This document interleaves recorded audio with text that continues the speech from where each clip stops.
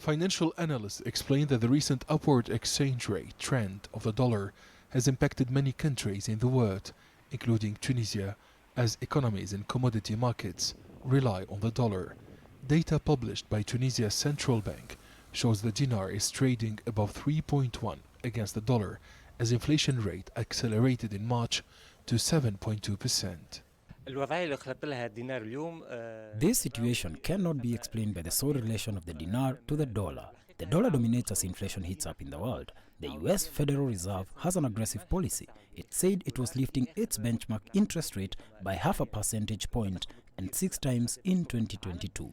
It could go up to 0.75% in June.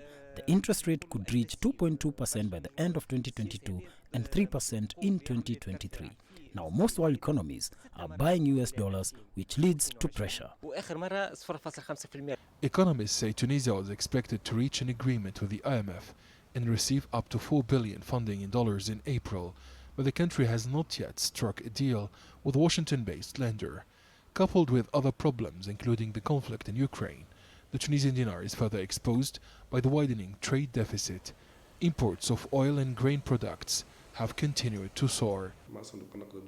If Tunisia does not reach an agreement with the IMF, if the Ukraine conflict persists, and pressure on raw materials and energy products continues, leading to rising inflation, and finally, if the central bank is unable to increase the interest rate while it is pressured to finance the national economy, then the value of Tunisian dinar would be endangered and could lead to sharper depreciation against the dollar.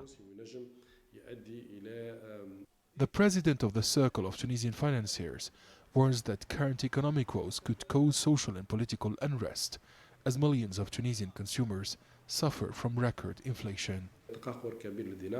The sharp depreciation of the dinar against the dollar will lead to an increasing loss of the purchasing power of consumers. Under the current political instability and the lack of visibility in Tunisia, this situation could cause further social and political confusion.